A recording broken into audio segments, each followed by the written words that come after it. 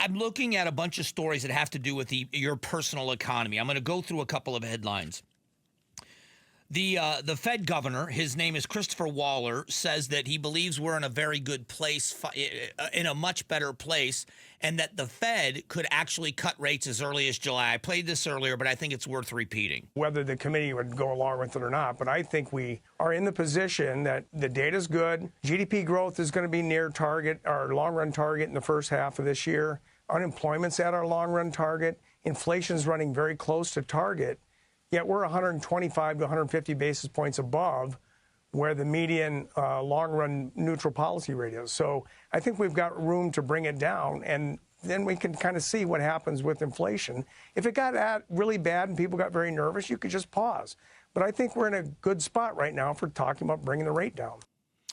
The CEO of Whirlpool, the major appliance manufacturer, was on with Mornings with Maria and said this year we went big. With tariffs now finally coming into place and our trust and confidence in the administration will hold firm, we will invest more in the U.S. So we are about to make some big additional investments and also communication in favor of our U.S. factories, because right now, very simply, economically, the business case for products made in the U.S. has just become a lot more attractive, and we will invest more. That is great news in U.S. manufacturing. The Chinese are reducing their exports of the rare earth magnets that are needed for electric vehicles and for fighter jets and for other things. So that's a part of the trade battle and the trade negotiations that are going on between the U.S. and Canada. And then there's conversations about the big, beautiful bill. And I want to address just a couple of those. I think it's important. The deficits, the nonpartisan Congressional Budget Office released a new dynamic analysis that found the big, beautiful bill would raise budget deficits by over $300 billion more than its previous analysis, which means it would be $2.4 trillion in added debt over a decade. Now, it doesn't take into account a couple of different things, but I'm not defending. When we heard about the Doge, when I heard about the Doge, I kind of scratched my head at anybody that was against it. The idea in any organization of trying to get rid of fraud and waste should be a good idea. And it's calmed down now that Elon Musk is no longer involved. But we should be getting rid of fraud and waste. The biggest complaint I have about these organizations, or these government organizations, these government entities, is that they're inefficient. By nature, government is inefficient. We're going to talk more about the state budget as later on in the last hour of the show. We are required to balance our budgets, but that doesn't mean that we're efficient.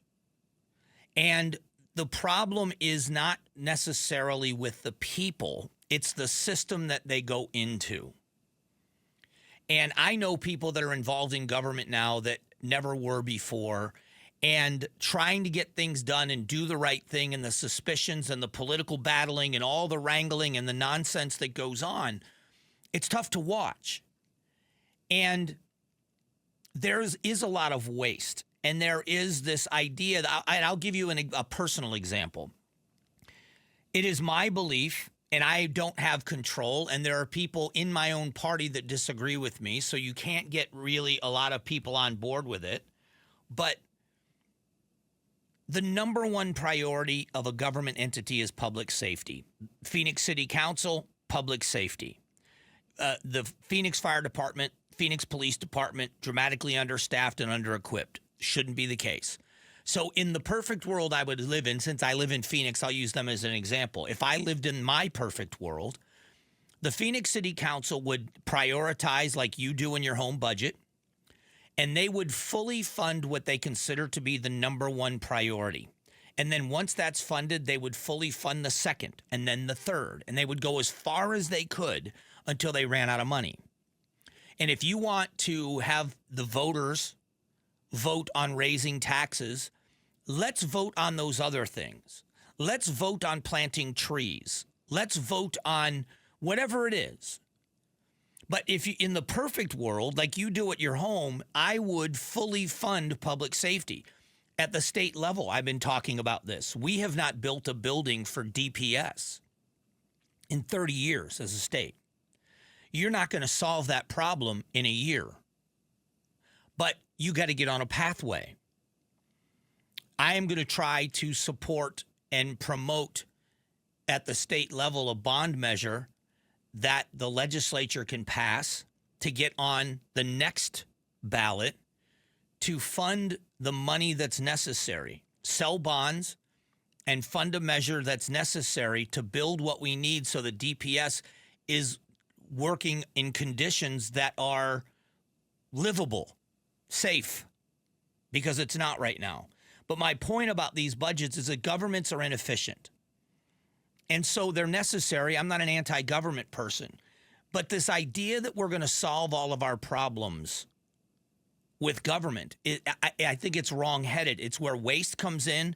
If government should almost be a last resort. I think one of the best things that Phoenix ever did was address the issue of homeless people using St. Vincent de Paul in partnership. St. Vincent de Paul, in my opinion, is an expert organization because they're in it every day.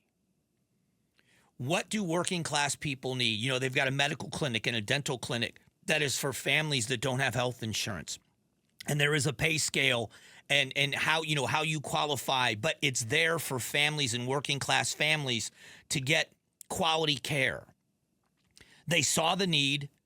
Their experts developed a way to address the issue, and it works fabulously. Support that. If you're a government, support it. Their transitional housing for people to get off the streets. So downstairs is where they serve the everyday needs of unhoused people.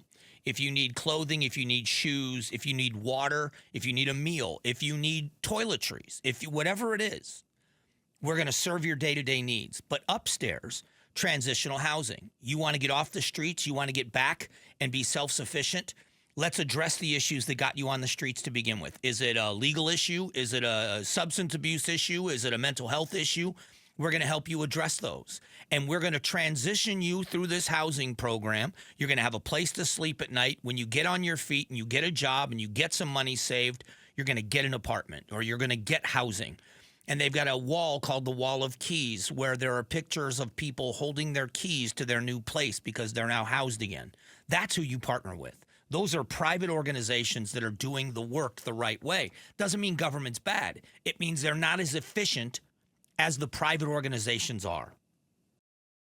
Thanks for watching the Mike Broomhead Show. Tap to watch and listen to the new season of Amazing Arizonans, a KTAR News podcast.